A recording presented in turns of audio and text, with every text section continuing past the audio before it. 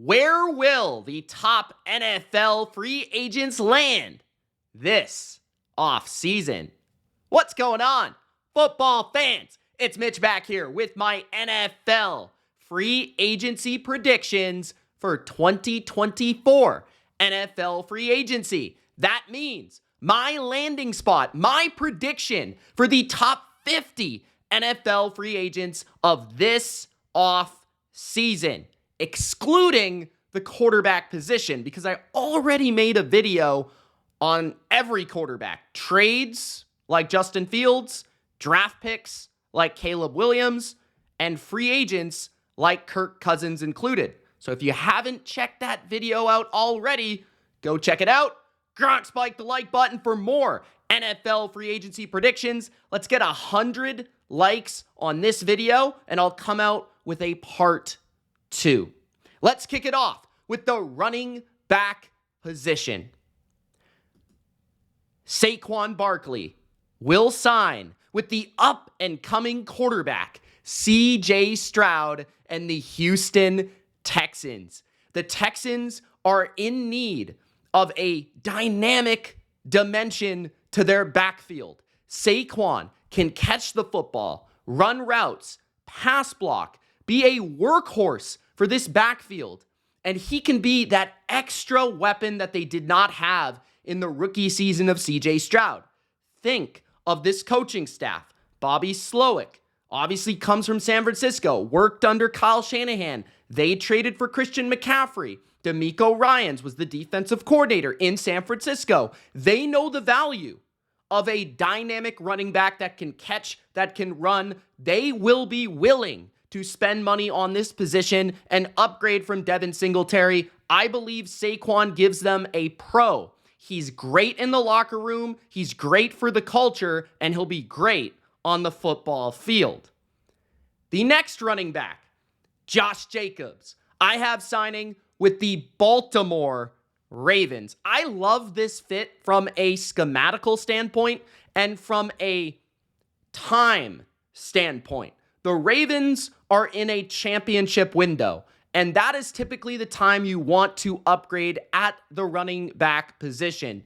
The Ravens have never really had a dynamic running back with Lamar Jackson. The closest I can think of was an older Mark Ingram, and Josh Jacobs plays a lot like an aging Mark Ingram. He's tough between the tackles. He can catch the football, but it's not his forte necessarily. He can play on all 3 downs. He's great in the red zone. He's great in short yardage. He's a powerful back that really can carry the load for an offense, and that will create a dimension for the Ravens to be able to lean on a workhorse back in January when they're going to Cincinnati or they're going to Kansas City or they're playing in Baltimore and they're in the cold. Like, all these AFC places are in the cold. You have to have a running back to be able to run the football. And I think Jacobs makes more sense for them with what they look for at that position. The ability to catch the ball in Todd Monken's scheme, I think, is key, but then the ability to be a workhorse in between the tackles is also key, which I think gives Jacobs the edge over someone like Derrick Henry when it comes to going to Baltimore. The next back is King Henry himself. I have the Dallas Cowboys. Yes, Jerry Jones getting out the cash and spending it on Derrick Henry. I believe this is a move that can take the Cowboys offense to a different dimension when it comes to balance. Last year, they were dynamic offensively. There's no doubting it. I loved the addition of Brandon Cooks. I thought Jake Ferguson, who I often call Jalen Ferguson, my bad, is a really nice tight end. And of course, they have CeeDee Lamb, one of the best receivers in the league, a pretty complete offensive line. They need to deal with Tyron Smith and potentially center in free agency, but running back is the position that they could really, truly upgrade. Tony Pollard was a disaster as the true workhorse back for them last year. He wasn't explosive enough, he wasn't consistent enough, and there was really no threat to defenses.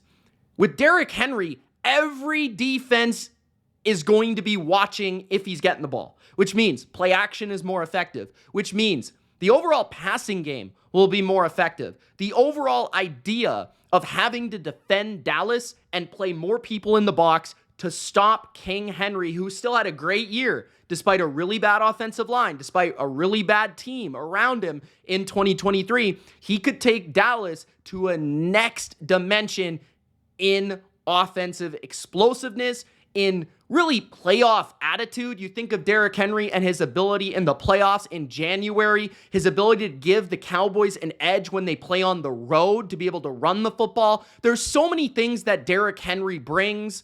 I believe he's from Texas. All these things make sense. So Derrick Henry to the Cowboys, they're desperate for a championship. Maybe they can ride the king to that ship.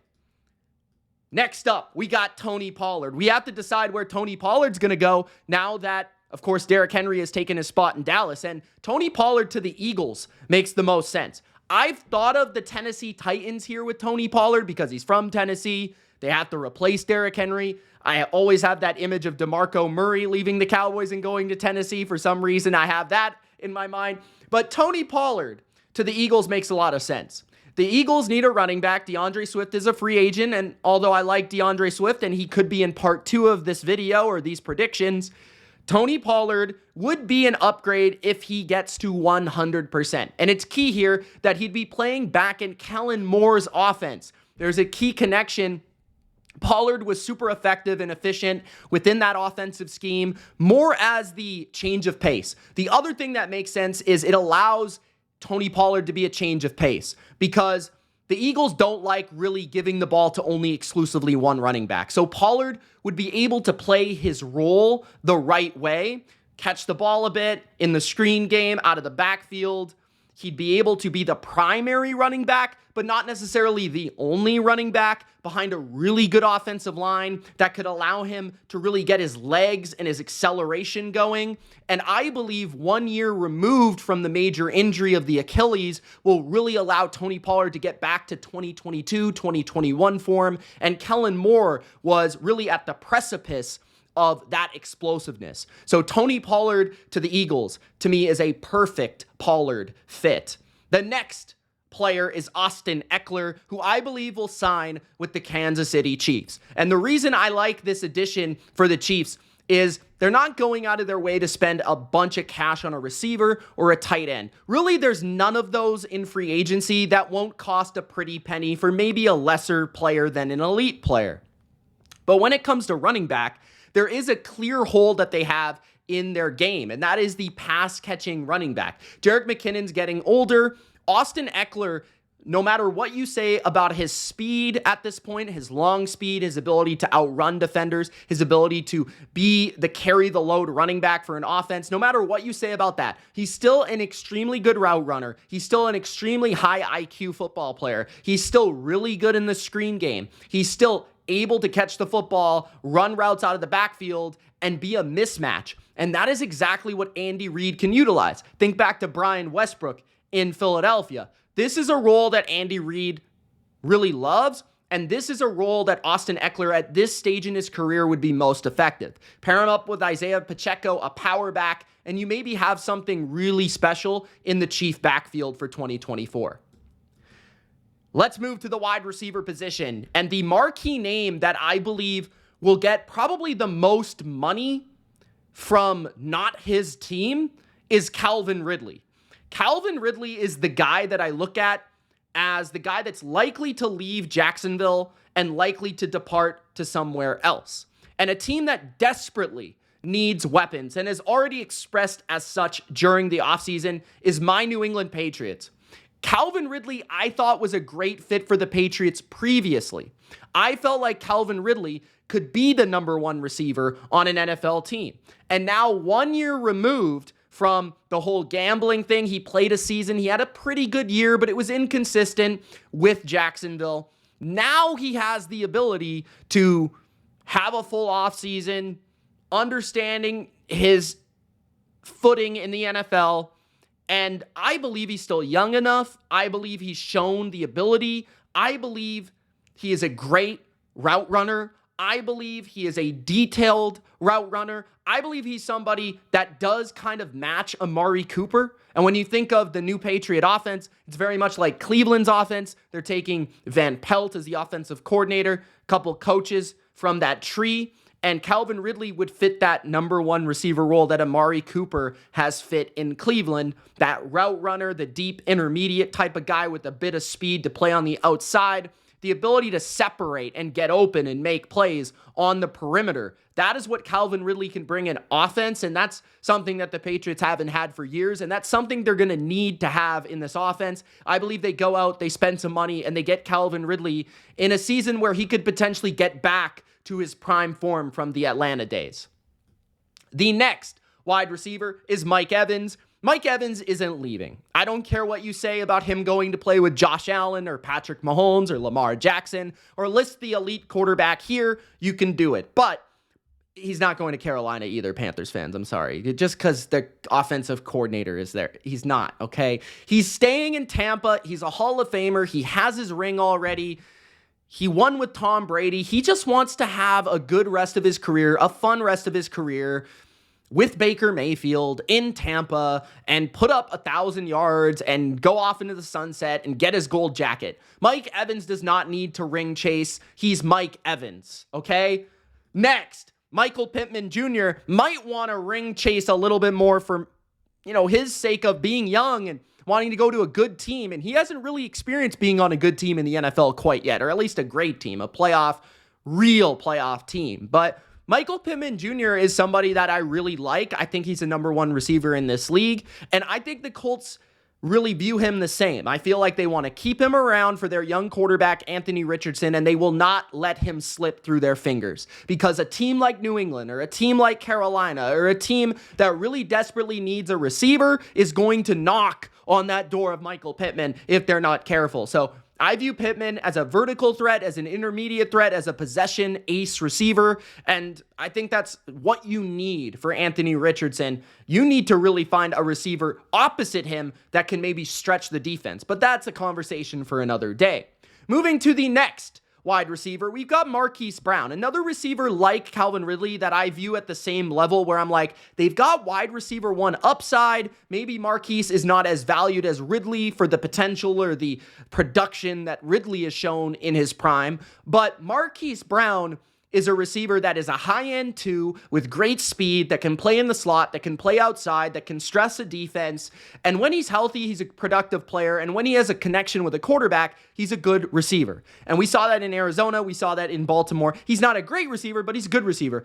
And a team that needs a good receiver that actually can run and actually can get down the field and can actually make plays on, all different positions across the formation is the Carolina Panthers. They've got old man Adam Thielen. They've got second round pick from a year ago, Mingo. They've got a bunch of guys. They do not have somebody that can actually run fast. They don't have anybody that can actually separate, and that's going to be essential. So they're going to have to pour money into whoever at the receiver in free agency that they choose, and I think the best one to choose for their sake, if it's not Ridley, it's probably Marquise Brown. So I'm going to go Marquise Brown for the Panthers. Unfortunately for the Panthers, they don't have as much money as New England, so they can't really be choosy here. But they need a receiver really, really bad. Next up, we've got Dalton Schultz going to the Houston Texans. Back to the Houston Texans. Dalton Schultz was really good as a third or fourth option in the offense last season, and I believe that he was productive enough, consistent enough, reliable enough for CJ Stroud and the Texans to want to keep him and to want to remain familiar with that tight end position. He's a guy that can block a little bit. He's a good possession receiver. He's got great hands. He's good on third down. He knows where to be. He's really savvy in his routes. He understands how to leverage himself against zone coverage. That's something that a young quarterback and even CJ Stroud needs. So they don't need a lot. They just need to maintain what they really have on offense. I think Dalton Schultz, keeping him will be ideal. Hunter Henry is the guy that I could see leaving his team. But at the end of the day, just like Dalton Schultz, I think New England wants to keep Hunter Henry around. I feel like Hunter Henry was one of their more reliable players in a really bad season for their franchise last year. Hunter Henry was arguably their best receiver last year overall for the whole 16-17 game schedule. And Hunter Henry is a solid tight end. He's not a dynamic playmaker. He's not a top 10 or 8 tight end, but he's probably about top 12. He can block just a tad. He's got really good, reliable hands. He's really smart. He's good in the locker room. He's a good veteran leader at this point. He's shown an ability to run routes in the middle of the field effectively, and he can be a security blanket for a potential rookie quarterback, a guy that can be comfortable over the middle of the field, catching a tough pass in between two defenders. He's somebody that is invaluable to a potential young quarterback experience in 2024 for the Patriots. Moving to the offensive line, I have an announcement. I believe Jason Kelce will officially retire this offseason. I do not believe he has officially retired yet. But my first call, because he is a free agent at the center position, and I have to address this, I believe Jason Kelce will retire. So I don't have him signing anywhere. If he does go back to the NFL, I believe it will be with Philadelphia, but I see him as a full-time podcaster and Swiftie in 2024 and potentially beyond. The real center, top center on the market to me, is going to be Connor Williams of the Miami Dolphins. I see him leaving and going another place because I just don't think Miami's going to be able to afford him. Now, maybe I'm wrong. He was really productive for them and maybe he wants to stay. But I think Chicago is a team that desperately wants a center, has identified as such. And the reason I think this is so crucial for them and the reason I really see this happening is that if they're going to go rookie quarterback at number 1, they're running a system offensively that's not going to put a lot of pressure on the quarterback to call protections. So if you want a center, right, to call protections, you want to spend money on a good center, a guy that's athletic in the run game, that can really be good in zone blocking concepts and schemes, and a guy that's going to be able to help your young quarterback in protection. So to solidify that offensive line and to give them a veteran name at the center position, Connor Williams is still young enough to really pair him up with a good quarterback, a young quarterback, but he's also been proven enough, especially the last couple of years with Miami, where you really want to bring that type of guy in. So I really like this fit for Chicago with Connor Williams. The next offensive lineman moving to guard is Michael Onwenu of the New England Patriots, signing with the New York Giants. The Giants desperately need offensive line, and if they haven't figured that out yet, I really don't know what to tell you. I honestly don't. Michael Onwenu is probably the guy you would want to sign in this free agency on offensive line out of all of the positions where he could solve multiple positions because he has versatility to play guard and tackle. He is very physically powerful. He is a downhill, run-blocking first offensive lineman. And I believe because of the ties between Brian Daboll and the New England Patriots system, because Brian Daboll is going to be running mostly like a power run style in that regard, there's crossover for Michael Onwenu to play in a system like that. And he could fill in at right tackle if Evan Neal is struggling. He can play right guard at a very high Pro Bowl level. And he's worth paying because of his familiarity with the system, his ability to just be a really good player at multiple positions, his versatility. He's going to be worth every single dime you pay him. This is a great football player. And he's still pretty young. Next up, Robert Hunt to the 49ers. This is a locked and loaded, perfect fit. First of all, Mike McDaniel had Robert Hunt in Miami. Who is good friends with Mike McDaniel? Of course, Kyle Shanahan. And basically, Mike McDaniel took portions of Shanahan's offense and added his own flair and finesse to that offense. And Hunt ran a lot of that zone running scheme that Shanahan is known for from San Francisco in Miami. Hunt is probably the best offensive lineman that the Dolphins have had the last couple of years. He's been one of the best guards very quietly in the NFL the last couple of years. And there's a clear need for the Niners to upgrade the right side of the offensive line. Hunt has a majority of the time played right guard in his NFL career, although he's also had some time at tackle, I believe, and across the offensive line. So he also offers some versatility. But if the Niners want to make a splash and want to upgrade the protection for Brock Purdy and have a perfect fit for their system in the run game, Robert Hunt would be the guy. Kevin Dotson, I believe, will re-sign with the Los Angeles Rams. To me, this would be just a no-brainer for Sean McVay. They need to protect Matthew Stafford, especially in the middle of the pocket, the interior. I thought they did a fairly good job in 2023 in that regard, and maintaining that familiarity up front to be able to potentially make a run. I think the Rams are going to try to do what they can to put the pieces around Stafford, Aaron Donald, Cooper Kupp in their last ride in these next couple of years. I think Dotson is essential after being maybe the team's best offensive lineman in 2024. Kevin Zeitler. I think he's leaving Baltimore. He's older. He has regressed a little bit. But what he does bring, he's still a pretty effective pass blocker. And he's also a veteran that's been around, been in multiple organizations, and can lead. And when you look at Seattle, they need all three interior offensive line spots. All three. They have a new regime at offense with a college coach coming to town. And they also have a head coach who's young in Mike Macdonald, who is from Baltimore. Kevin Zeitler played in Baltimore, was very good in Baltimore. And I think Macdonald will recognize that his offensive line needs some veteran leadership, a guy that can lead the group, a young group, and be able to potentially fit into any sort of scheme, because we're not really sure what Seattle is going to do. And Zeitler has experience pretty much playing in any scheme. So I feel like he can be effective still at his later age. He's not going to be super expensive at his later age, and he's still a good player, and there's obvious ties to the coach. So Zeitler to the Seahawks. Seahawks need offensive line. Jonah Jackson, I think, will sign with the other Washington, not state, but the city.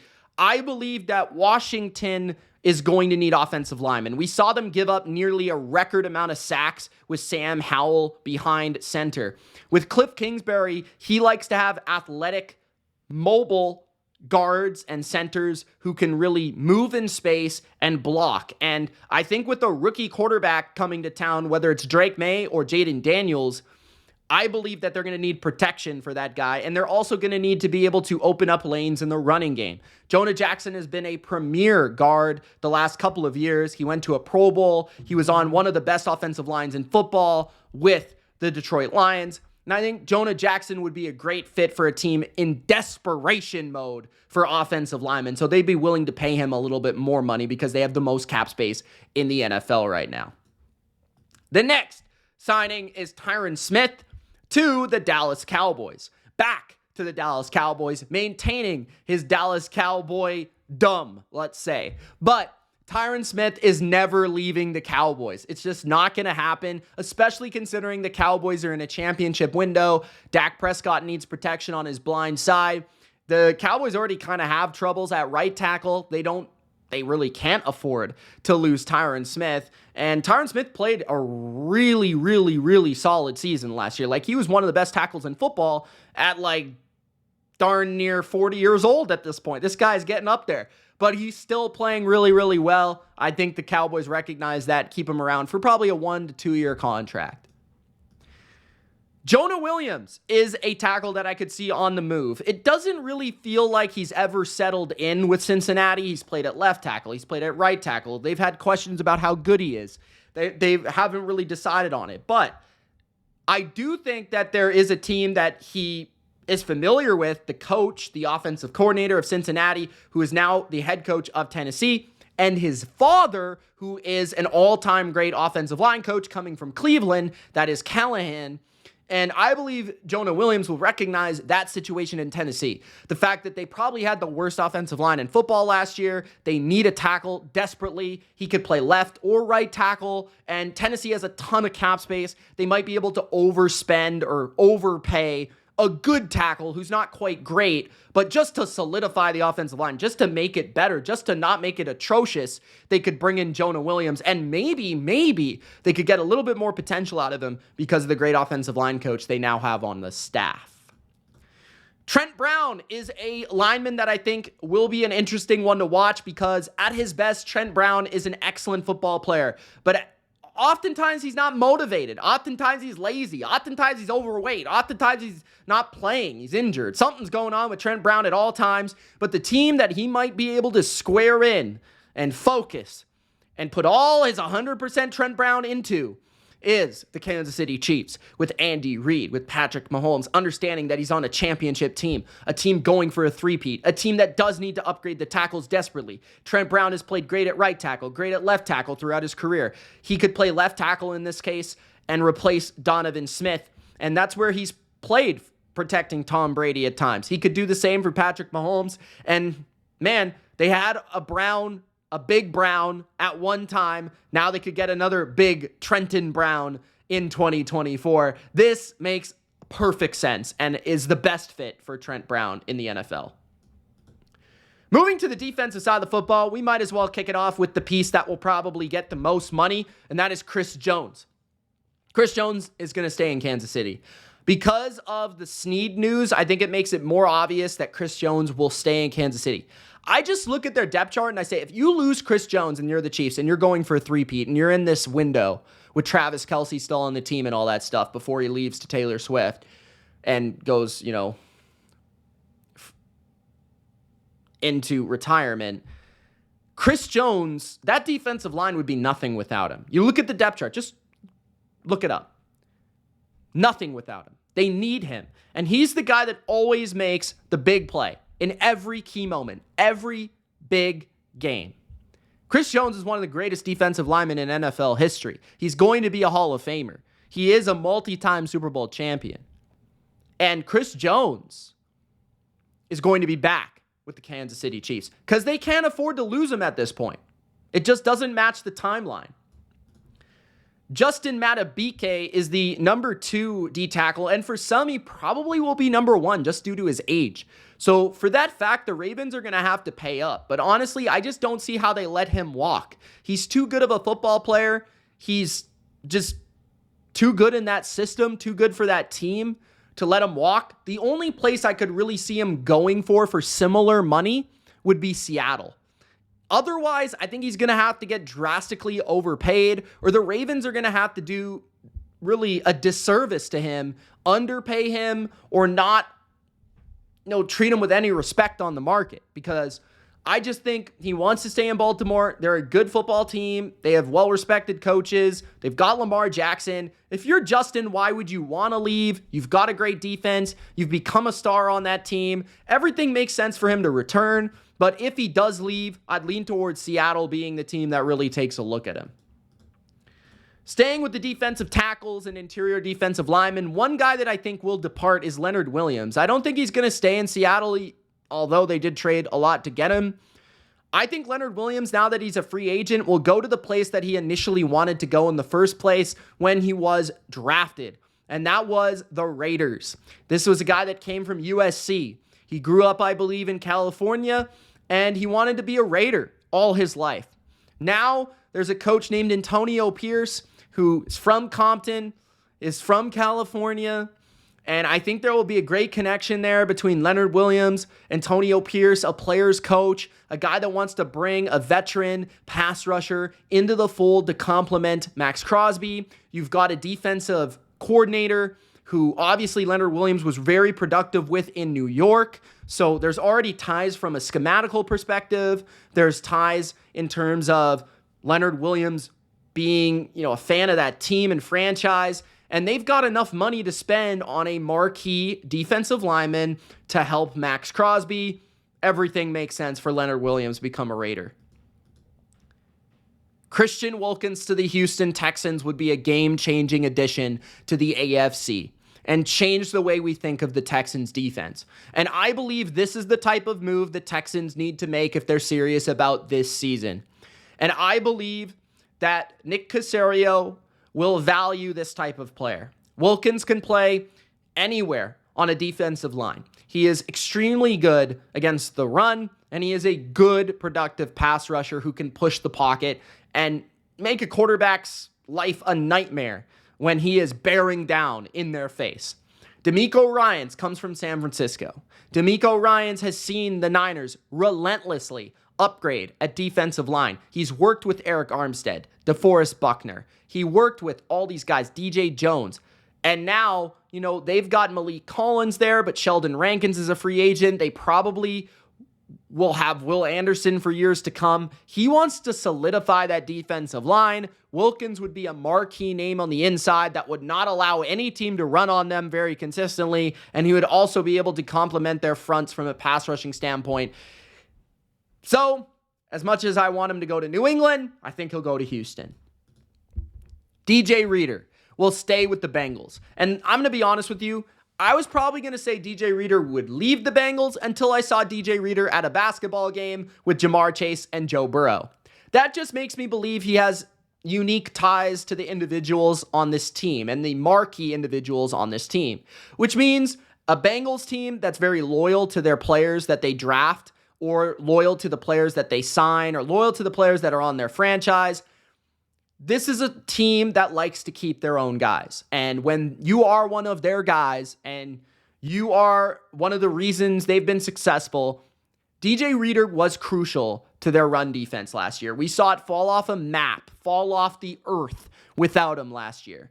And I think they'll recognize that value. And although he's coming off a significant injury, I actually think that helps the Bengals save some salary cap because he probably will cost a little bit less.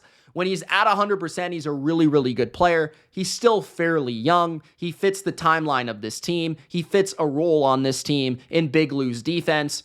And look, he went to a basketball game with his teammates. I mean, come on. How are you not sold by that? The last remaining defensive tackle is Grover Stewart. And I think he's going to leave Indianapolis. I think the fact that he got suspended will maybe leave a sour taste in the mouth of Ballard and Steichen, especially because this will be Steichen's second year, and he doesn't have too much familiarity with Grover Stewart.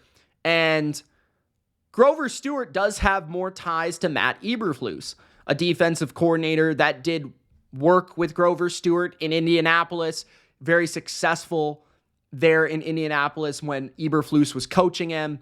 And Eberflus needs a big run stuffer for the middle of his defense at defensive tackle. And Stewart's a veteran that probably will sign like a 1, 2, maybe 3-year deal for not a lot of money because he is a run stuffer. He has some off the field questions due to that suspension. And I think he's a guy that's a really good run stuffer, a really good role player in that regard, but also a really productive one. And he could just make that Chicago defensive line incredibly solid entering 2024. And we already know he fits the system. Moving to the edge position, I think the big spender here at this position will be the Washington Commanders. Dan Quinn has always valued edge position players from Atlanta to Seattle to Dallas. Obviously, Micah Parsons, DeMarcus Lawrence, Dorrance Armstrong, etc. Brian Burns is the guy that I'm hearing is the marquee player of this group in terms of cash. That's partly because I think he's only like 25 years old. He's already have multiple marquee seasons in terms of sacks, pressures, and production at the edge position. He has a rare blend of length and bend as well. And he just makes for a number one pass rusher and what you think of. So if the Commanders want to build their defense the right way, they'll go out there and they'll spend money on a young edge player that maybe hasn't even hit his peak yet, fits the system very well, and fits the timeline of this team.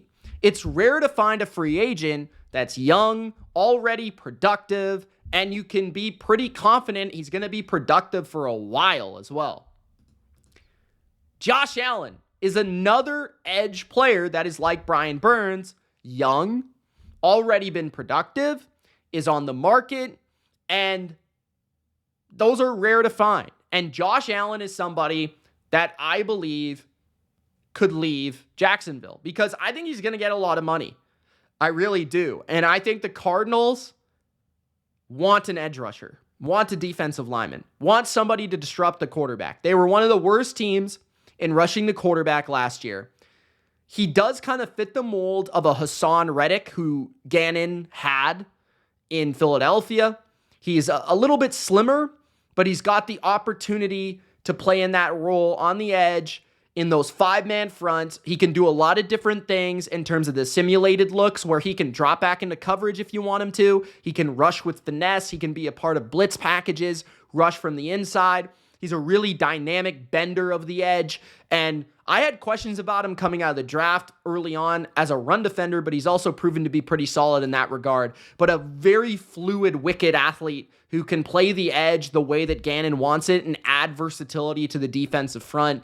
So Allen is a very good player at this position and worth every penny for a team that desperately needs a pass rusher. Allen could be the solution. Next, Danielle Hunter's a little bit older than Allen and Burns, but he's probably had the best career out of these last couple of guys. And Danielle Hunter has been a numerous 10-plus sack guy. He's played for numerous schemes. Zimmer, Flores come to mind. And he's been productive pretty much every single time. He's been a guy that has been able to go and rush the quarterback and do it from the edge, do it from the inside, do it like blitz packages with Flores. I didn't think he would fit that defense. But you look at Chicago, and they need to complete their pass rush. Matt Eberflus values defensive linemen. He was just knocking on the door of the Chicago front office, like, get me a pass rusher. They went out, they got Montez Sweat. Instantly, they became a top 12, top 10 defense. Imagine if they got another defensive lineman that's in the same mold as Sweat, where he's just a little bit older, where he's a great run defender, he's got size, he's got quickness, he's got bend, he's got all the tools to be an awesome player in this defense. He can stop the run, he can do it all, and you could be so creative with your fronts. This is a team that spent a lot of money at linebacker last offseason. They want to complete their defensive line. Imagine if they brought in Grover Stewart and Danielle Hunter to go along with Sweat, to go along with potentially DeMarcus Walker, to go along with all the pieces. I believe they have Andrew Billings. That they have, this would be one of the best D-lines in football. That's the way Matt Eberflus wants it. He wants to be able to play too deep in safeties deep coverage. He wants to be able to rush four. He doesn't need to blitz. That's what he wants, and that's the type of player you need. Danielle Hunter enabling you to get to the quarterback. Next, Jonathan Greenard of the Houston Texans will remain in Houston. I just think when you have a young player like Jonathan Greenard, who I think is like 24 at this point, he's had 2 productive seasons. He's gotten better with basically every season he's played in Houston. D'Amico Ryans really unlocked something. Greenard had 12 and a half sacks this past season. He's going to be a great complement for Will Anderson for years to come. He's a complete edge player, and he played a lot of snaps for them last year. Highly productive and young. I mean, how do you not pay him to stay in your system? So I think Jonathan Greenard stays as long as he doesn't get blown away by an offer. But Houston has so much going for them right now. The young quarterback, the young vibes, the great up-and-coming coaching staff, the ability to play with, Will Anderson. So there's so much there for Jonathan Greenard to stay. I just think it's too much. Next, Chase Young will find a new home. I could see him staying in San Francisco, but honestly, I think Baltimore is a great fit for him and actually a better fit than San Francisco. He reminds me a lot of Jadeveon Clowney and always has. He's a bit stiff. He doesn't have the greatest bend, but he's good with speed to power, and those are the type of edge rushers that the Ravens like. They like those guys that can push the pocket into the face of the quarterback, aren't necessarily the most athletic and bendy guys in the world, but they're good at setting the edge in the run game. They have athleticism to be able to track you down and chase you down. They have enough versatility if you want to move them around, right? And play them inside or play them outside. Chase Young is still extremely young, could use, I think, still some more coaching, and has had a lot of injuries. But this makes it a perfect signing for the Ravens. It'd probably be a 1, maybe 2-year prove-it type of deal for a Super Bowl contender type of team that has a lot of upside with this player at a position that they do need to upgrade. Chase Young just makes a lot of sense for this team in particular. Za'Darius Smith signing with the Los Angeles Rams. I believe the Rams are going to go out and try to sign a couple marquee veterans. One of the positions they do need is the edge position. Za'Darius Smith, he can do it all. He's dynamic in terms of blitzing fronts. He's also really good in terms of setting the edge in the run game and an all-around defensive lineman. He could play in pretty much any defense, but in my opinion, his most productive are when he's oftentimes standing up and not hand in the dirt, and he is playing more as like a 3-4 edge type of outside linebacker type of guy, and the Rams have been that type of defense the last few years, right? Raheem Morris, Brandon Staley, that's the type of defense they've ran. I could very easily see Za'Darius Smith fitting in this defense, and I think he would be a perfect type of complement, just as he was to Myles Garrett, to somebody like Aaron Donald on a one-year deal where Sean McVay could get his new defensive coordinator a nice piece for them to work with to complement Aaron Donald and the young players they have up front.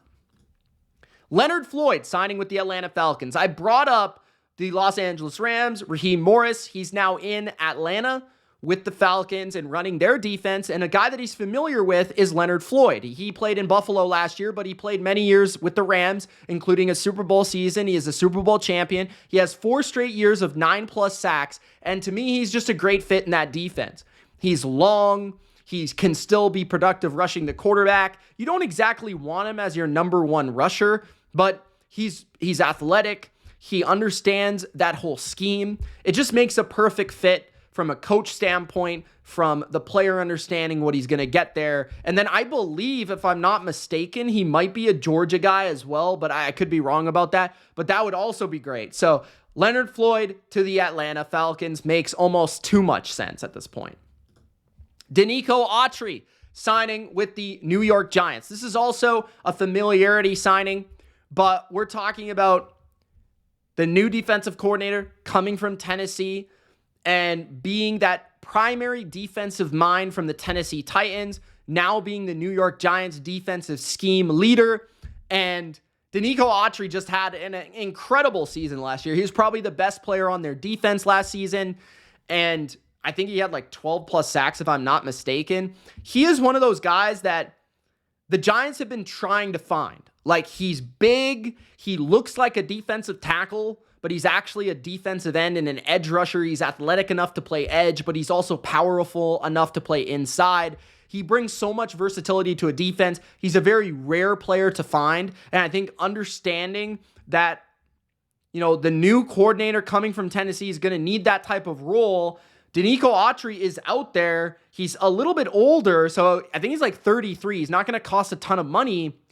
It's just, again, you need somebody on the other side of Kayvon Thibodeau. You need somebody that maybe can complement Dexter Lawrence on the inside on third downs and passing situations. You could put Ojulari out there on passing situations. There's so many different ways you can use him. He's just a really good player and a really good fit.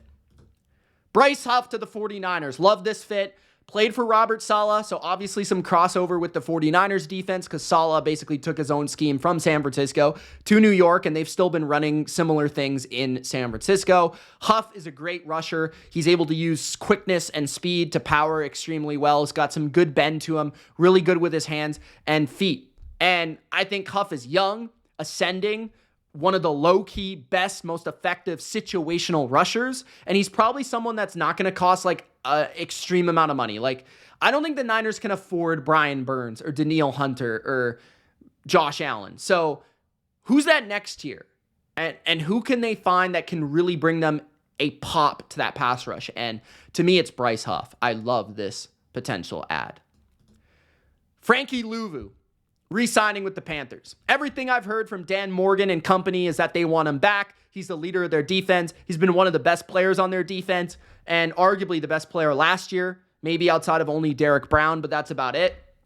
Louvu's really become one of the best linebackers in football in Carolina. Feels like he has a little bit of attachment there, although they have sucked, and he might want to leave for a better team. But the Panthers know how good he's gotten, and they can't let him leave. Lavonte David will re-sign with the Bucs. He's Lavonte David. It's like Mike Evans. He has a Super Bowl ring. He's played with the Bucs for his whole career. Why would he want to leave? He has his family there, all that stuff. Like, Lavonte David is staying in Tampa Bay. If he plays at all, which I think he will. He's still playing at a very high level. They want him back. And they're trying to repeat once again as division champs, and Lavonte David will allow them to do that. They don't want to lose both Devin White and Lavonte David. They got to at least bring one back, and it will be David if they had to choose. Patrick Queen. This is the obvious pick, but I have him going to Seattle. Mike McDonald's defense saw Patrick Queen explode last season as a really productive linebacker who got a lot better in coverage, a lot rangier, a lot better understanding of offensive route combinations, all that stuff. His ability in coverage definitely was a lot better. He's always been a good blitzer downhill. He's become a better run fit linebacker, and he's super athletic, super rangy, something the Seahawks middle of their defense desperately needs. He fits the timeline of the rest of the marquee players on this defense as well. He's in his about mid-20s. He's not too old. And the Seahawks have never been afraid to spend on linebackers. So Patrick Queen is their guy, in my opinion. Antoine Winfield Jr., my guy, will stay in Tampa Bay. He's too good. He's arguably the best safety in the NFL. He can blitz, he can cover, he can stop the run, he can cover tight ends, he can cover slot receivers. Antoine Winfield Jr. is one of the most valuable safeties in football. Todd Bowles knows that. He's a former defensive back himself. He values safeties. He values defensive backs. He's not going to leave his guy. You know, this Winfield, again, he's a smart guy. Winfield, his father played in the NFL. They're going to understand why they should stay in Tampa Bay. It's not too complicated.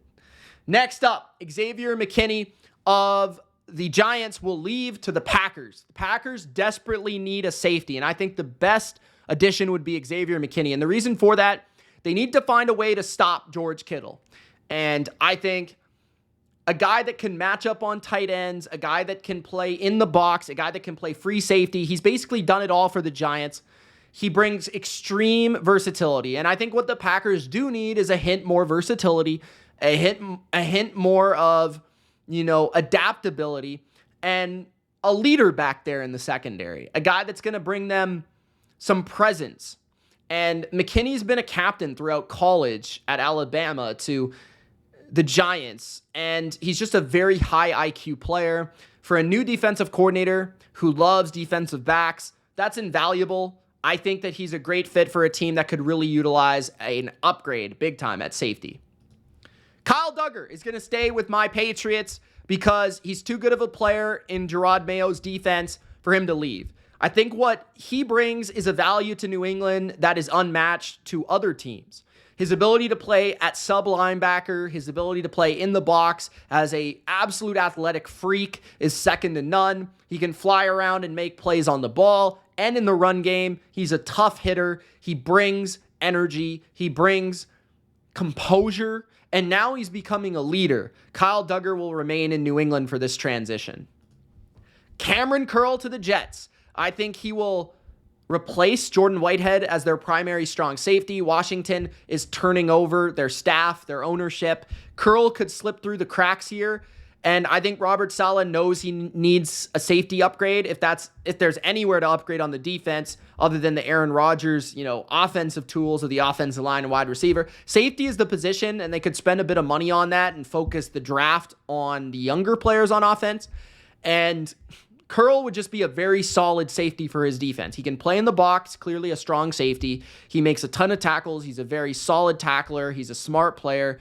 Very rarely makes a mistake. Think of like a younger version of Tashawn Gibson, who currently was the strong safety of the Niners. That's the type of guy I think Cameron Curl is. He makes a great fit for this defense. Jordan Whitehead. After leaving the Jets, I think he's going to return to the Bucs. Maybe I'm just hoping he does, but I loved watching Jordan Whitehead on the Bucs. I thought he was an absolute sledgehammer, one of the hardest hitters in football, and I never really thought that the Bucs replaced him very well, and I never really thought that he went elsewhere and played as well as he did in Tampa. He's really good in the box, and Todd Bowles knows how to utilize him as a blitzer, as a run defender, as a cover player in the middle of the field. He was really good for them and formed a really good tandem with Antoine Winfield in their Super Bowl season and beyond. And I think he likes Tampa. I don't think he really wanted to leave. They just didn't have enough money at the time. Now they'll have enough money for him to solidify their safety positions. Geno Stone, I think he's going to go to Tennessee. And I think he is going to form a combination with the new Titan defensive coordinator, who just so happens to be the Baltimore secondary coach from last year, the guy that developed Geno Stone.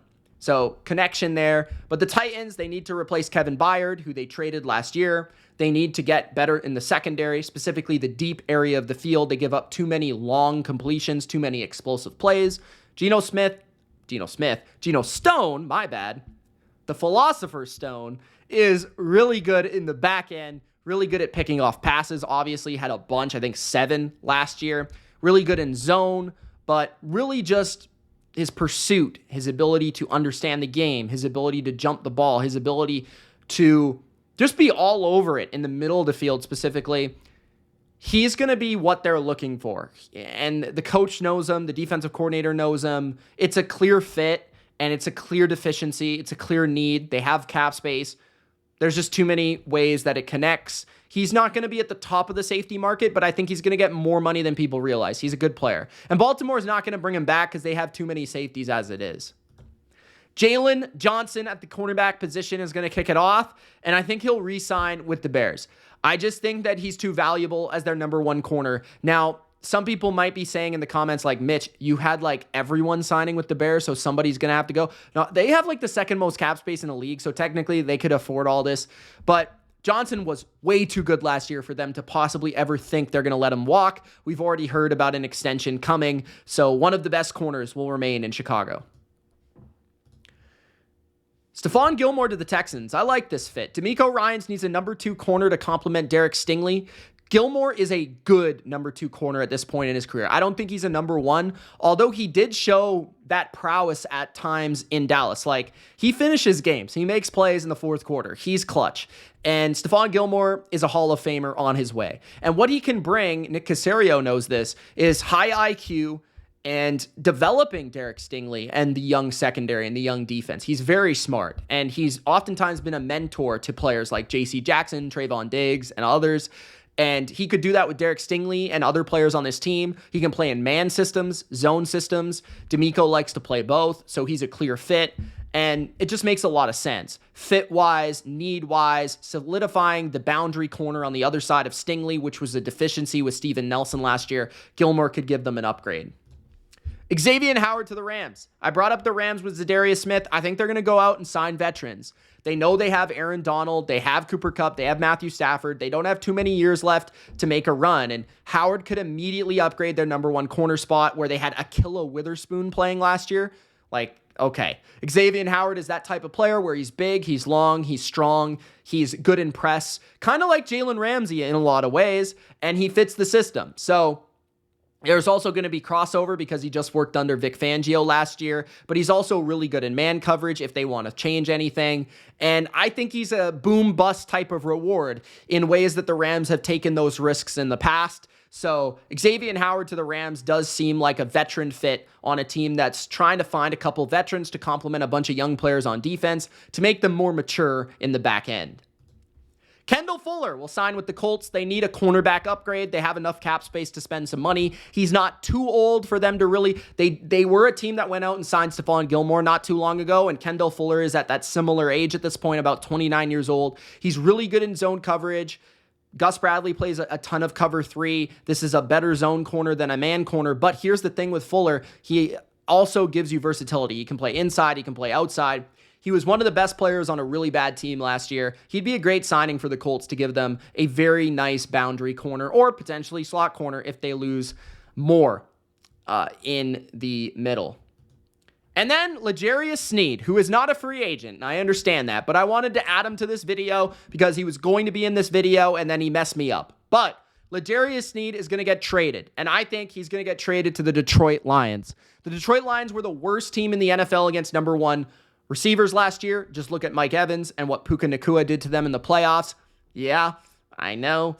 But also Brandon Ayuk had that crazy catch. But, you know, L'Jarius Sneed was one of the best corners in football, if not the best corner in football last year, in my personal opinion. He oftentimes played the number 1 receiver on the opposing team for the best team in the NFL and for the Super Bowl champs, and he faced them all. Tyreek Hill, all of them, right? So L'Jarius Sneed, he can play man, especially, which Lions like to mix that in with the blitz. He can bring that to their secondary. He can also play zone, and he's just a really good player. He's also played in the slot in his career. He brings a lot of versatility. He's the ideal target for a team that's looking to win the Super Bowl. He can take that area of weakness and really transform it greatly. With him, Branch, Sutton, the safeties they have, I think they're well on their way to forming a really good defense in Detroit. If they can find that number one corner, which you probably won't find in the draft, L'Jarius Sneed is your guy, Detroit.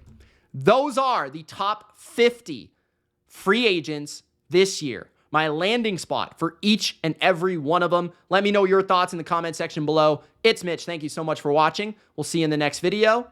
Peace.